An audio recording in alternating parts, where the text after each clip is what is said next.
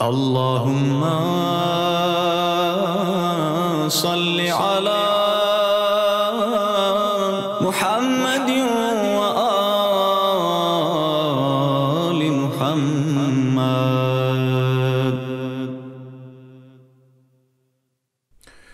حسبنا الله ونعم الوكيل نعم المولى ونعم النصير. أعوذ بالله من الشيطان اللعين الرجيم. بسم الله الرحمن الرحيم. الحمد لله رب العالمين والصلاة والسلام على أشرف الأنبياء والمرسلين سيدنا ومولانا أبي القاسم محمد وعلى آله الطيبين الطاهرين المعصومين سيما بقية الله الأعظم روحي وأرواح العالمين له الفداء. رب اشرح لي صدري ويسر لي أمري واحلل عقدة من لساني يفقهوا قولي. Thank you for joining us. Today's topic, Wahhabism. Wahhabism is a religious movement that started out in Saudi Arabia and that has inspired or sponsored such unpopular movements as the Taliban in Afghanistan, Al-qaida, ISIS, Sipa-e-Sahaba, all of whom regarded as terrorist groups and who are responsible for many killings and atrocities. Now, if you can inspire such great movements that happen that kill so many people, I'm being sarcastic, then obviously this sect, or what we call a sect, would not be regarded as other Muslims as being true Islam or has anything to do with Islam. But it has come to the forefront and is being discussed as a sect of Islam. So we need to discuss about this movement. It is happening not just in Saudi now, it is throughout the world, especially in the West and especially in America. We see a lot of centers or masjids throughout America that are heavily influenced by a Wahhabi thinking. And because of that, there is a very negative energy that is being created amongst Muslims, especially creating a deep rift between Shia and Sunni.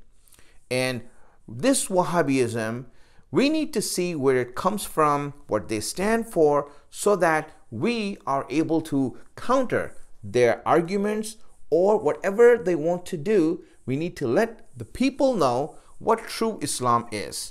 So now, let's get down to it right away.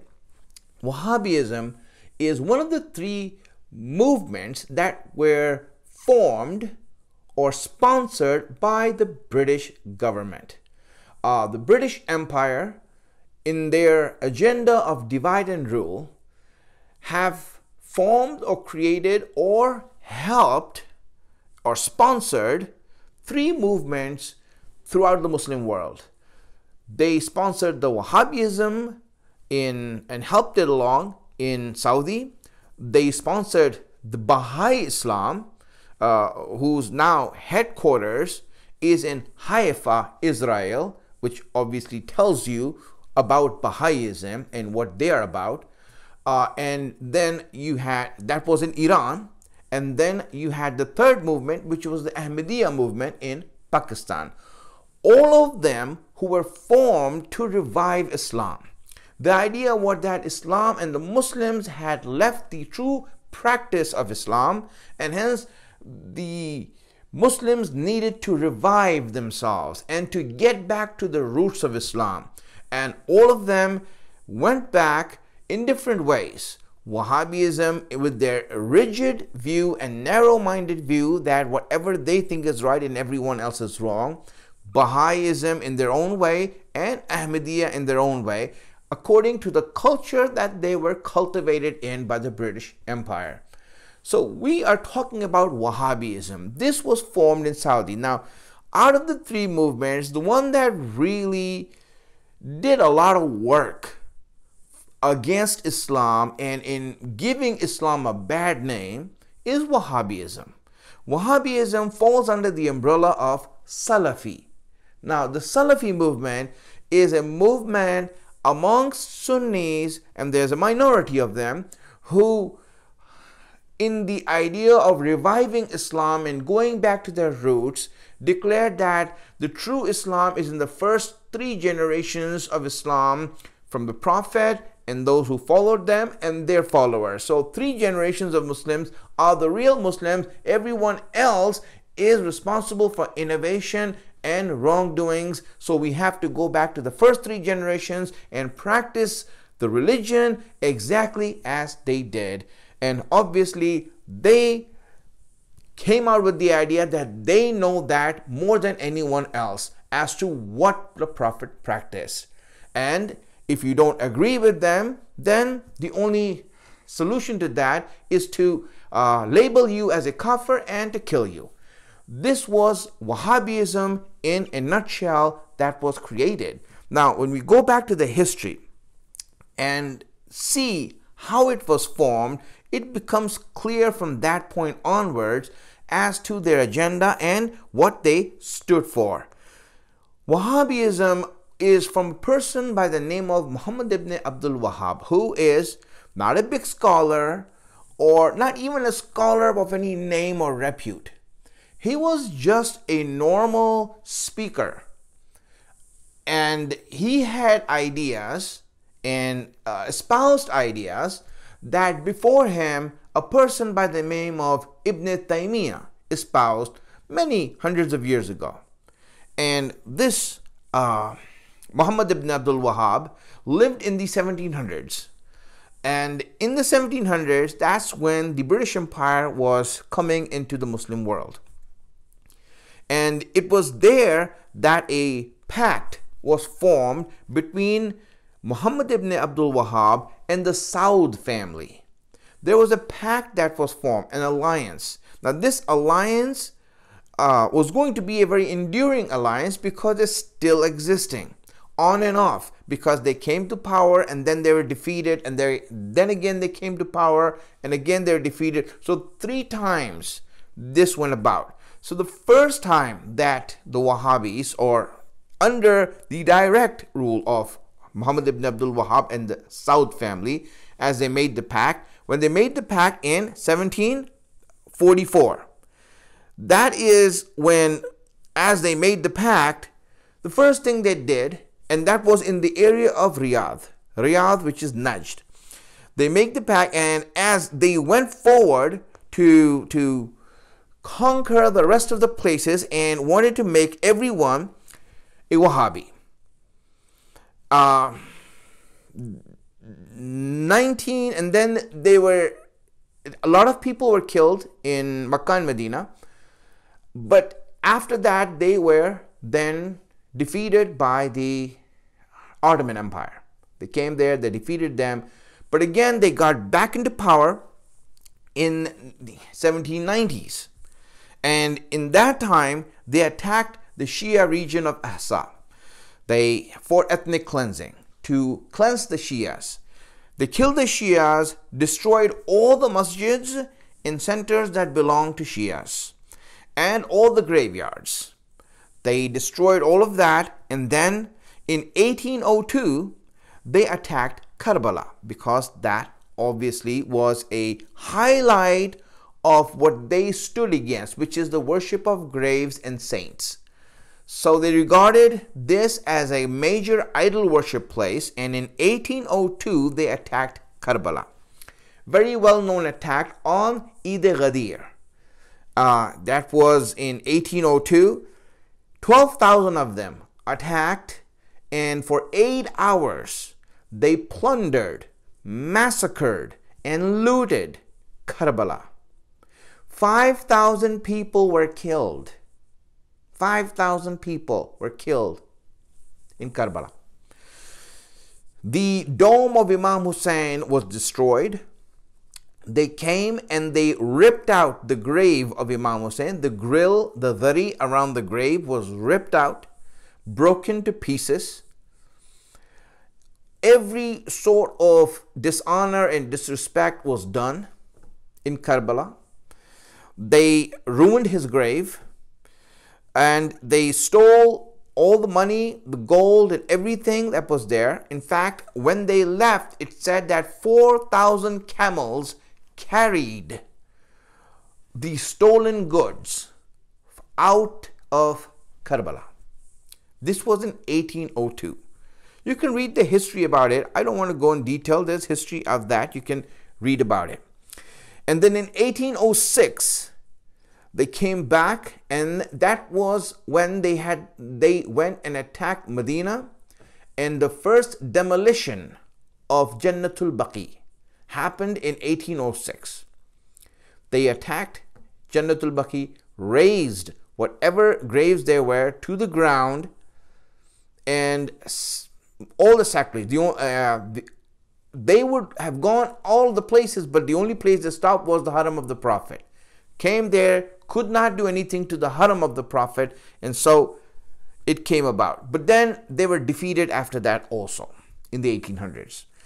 After they were defeated, now again they came back for the last time, which now with the backing of Britain and then after that America, they now stand strong. They came back in 1925.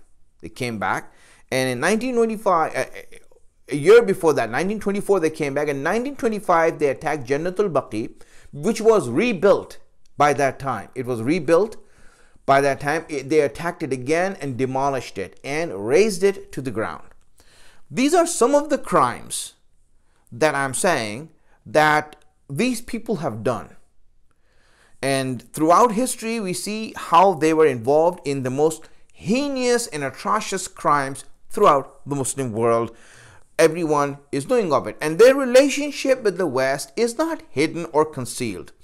The British, in their memoirs and in all of the things that they have said, are proud of the fact that they were the ones who helped Saudi Arabia with Wahhabism come to prominence and made them strong. There are statements from the British who have written official statements and letters to the Saudis.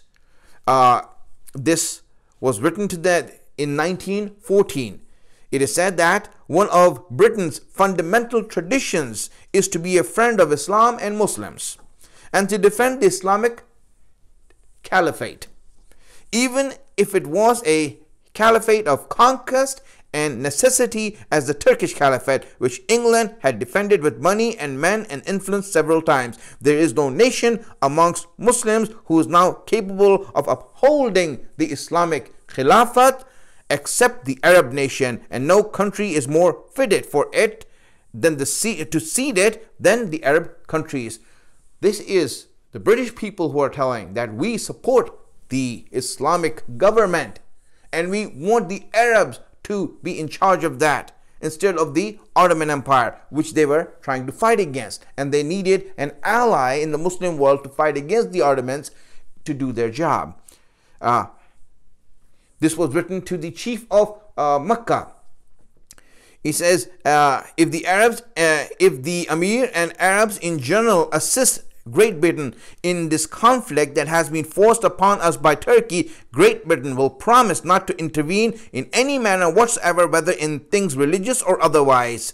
Till now, we have defended and befriended Islam in the person of the Turks. Henceforth, it shall be that of the noble Arabs. Now they're saying that we helped the Turks before. Now we're helping the Arabs now. We're going to help you all. If that may be, the Arab or the true race will resume the Khilafat of Mecca and Medina.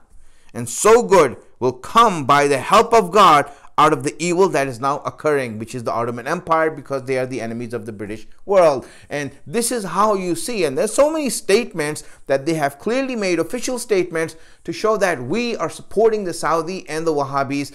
This was brought about, my friends. The reason I say this and bring this up is because every people and every nation and every group of individuals everywhere has lunatics amongst them. They have crazy people amongst them who have crazy harebrained ideas. There are many harebrained ideas. It doesn't mean people practice them or do them. For example, injecting disinfectants is a crazy idea, but people don't go about doing it or practicing it. But if someone can support that lunatic and give him the prominence and the platform to say what he has to say. So much that the Muslims, all they hear is this lunatic speaking from every media outlet. Then slowly people start to give credibility to such things. In the Muslim world, as well as in the Christian and Jews and everywhere, you'll see you have lunatics who have crazy ideas, and when they say things, other people who are sane, who are educated, will disregard them. They will reject those ideas and people will not practice them. But let's say if that crazy idea found a platform, it found a media, and the whole media is just now speaking them or their language or that idea, you start to believe in it. Right now, if for example, if all you hear are some people who have crazy ideas about Islam on the media, in every media outlet that you can find, you will see that people start to think that this is what Islam says. Even Muslims will start to give credibility to that. And that's exactly what happened. My friends, this is how the Wahhabism came into power. Now, this, once it's in place, you can do anything you want with it. Now, all of this history is new for us. We have already seen what's happening. Everyone of us knows about the history that's going on right now. So this is not something I want to get into. Now I want to go into speaking about the ideological differences that we have, so that we can recognize what these people are about and why they're wrong when they say the things that they do. Because many things that they say, because they have the media, they can say whatever they want. When you go for Hajj or Umrah, you will see that they are preaching to you. You're not allowed to say anything. They can preach whatever they want. But when you say something, no, they will grab you and they will arrest you and they will not let you speak. But they can say whatever they want to the others, so that all the people, innocent people who go for Hajj and Umrah, when they hear these people say these things, they start thinking that this is Islam. And hence, taking the spirit of Islam away from Islam and taking what Islam truly came for away from Islam and making it something that is so hollow inside that really no one is able to grow the whole intention of Islam. So let's get to it right away. The first difference that the Wahhabis have, or the idea that they have, is that they want to establish true Tawheed. True Tawheed in Ibadat. You know, there's different types of Tawheed. One of the Tawheed is a Tawheed in Ibadat, that we worship only Allah. Iyaka na'budu. And the misunderstanding that they have is that any form of respect and veneration that you give for anything else other than Allah is shirk, is wrong. And so this misunderstanding that they have, they base it to say that anyone who is doing that is a mushrik, and hence a mushrik should be killed, or a kafir should be killed. So the first thing that happens is that they will make the circle of Islam smaller, and once they make it smaller where you don't fit in it, then obviously they label you as a kafir and then give the fatwa to kill you. And then you have those ignorant people who would do what they say because they have incentive of going to heaven for that. Tawheed is one of the misunderstandings that they have. And Ibadat is meant for Allah. All Muslims know that. Which Muslim say that no, we should not worship Allah and worship something else? Which Muslim says that? No one says that. Everyone knows that Allah is God. There is only one God. That's what makes them Muslim. They say La ilaha illallah. That's what makes them Muslim. The definition of Muslim is La ilaha illallah Muhammadan Rasulullah. Anyone who accepts Allah and the prophethood of Muhammad is a Muslim. That is the definition of Islam. And what you do after that is not going to take you out of Islam. if your imam is whoever, it doesn't take you out of Islam, because you believe in Allah and the messenger and the book that he has sent. You believe in the hereafter. So now what happens? They think that if you respect anyone or show ibadah to anyone, or ibadat in the sense of extreme adoration or excessive veneration, respecting something in the best way, in the highest form, is only meant for Allah and no one else. And they say that this is only for Allah and you cannot do it for anyone else. But here's the thing. Is it true that if I respect something else other than Allah, is it true that this is wrong? If I bow down before anything other than Allah, is it true that this is wrong? Well, if it is, then what about the Kaaba? The Kaaba is not God. Why is it okay for us to bow down before the Kaaba? We are bowing down before stones. Why is this right? Why is this right? Well, because Allah said so. Good. Now we understand that it's not about veneration. You can bow down before something if Allah said so. Very good. You see, it's logical. If Allah says respect something, I respect it. If Allah says adore something, I adore it. If Allah says love something, I love it. Not because I want to, because it's Allah who wants that from me. Allah gives that example in the Quran when He tells the angels to prostrate before Adam, make sajda to Adam, which is the highest form of veneration, is sajda.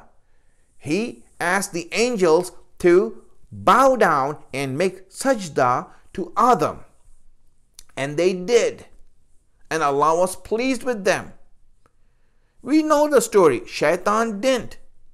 In other words, Shaitan was the only one who did not do shirk.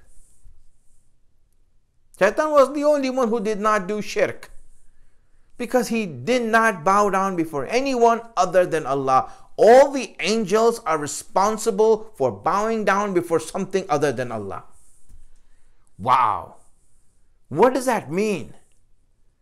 It means that to Allah it's not important what you bow down, what you bow, as long as He is saying it.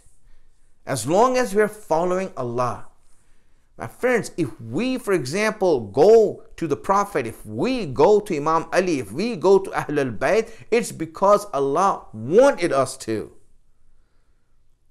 Not because we think that they are great. No, we don't even know how to recognize them. It is Allah who recognizes them and tells them that they are worthy of being praised. That's why He's called Muhammad, because He's worthy of being praised. And when we look at it, this misunderstanding that these people have truly is what makes them dangerous, because now you have many of these people who have even amongst our own friends, you might find people who might have these ideas, but no one follows them. And those friends don't say, well, you're not a Muslim, so I have to kill you. So that's why you don't pay attention to them. But you then have to pay attention to these people who say that they have to kill you, and then they're given arms and money and resources to do so. This is why they are creating havoc in the Muslim world, because you have a group like this running around sponsored by higher-ups with guns and resources and weapons, and now these people go around and make havoc in the world. And Islam is then blamed for it.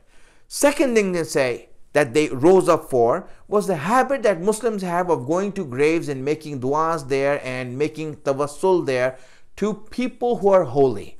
Mu'mineen, shuhada, or people, for example, who are holy. Even, for example, the Prophet, let's say. So, my friends, Allah, even in the Quran, just look at the Prophet first, because if He establishes a Prophet, the rest will be easy. right now in the time that I have. Let me just go through this. Ayat of the Quran. Allah says in Surah An-Nisa, ayat number 100, read it there. وَمَنْ يَخْرُجْ مِنْ بَيْتِهِ مُهَاجِرًا إِلَى اللَّهِ وَلِرَسُولِهِ. He says, anyone who leaves his house migrating to Allah, and Allah doesn't stop there. That your migration, that your journey is to Allah. No, Allah doesn't stop there. He says your journey is to Allah and His Messenger. His Messenger is also the object of your journey to Allah. If you don't reach the Messenger, you haven't reached Allah. That's why when you go to Mecca, you also go to Medina. Because the journey to Allah is not just the house of Allah or Allah. The journey to Allah is also Rasulullah. Allah says you have to go there in order to complete the journey. This is an ayat of the Quran. Now hadith, there are so many hadiths regarding the ziyarat of the Prophet's grave. I mean, I have like 25 over here from Sunni books, not from our books. We know what we say and what our Imams have said regarding the ziyarat of Ahlulbait and the Imams. We already know that. I'm just trying to prove to the other Muslims also that if you ever have to explain to another Muslim as to what you need to say to them.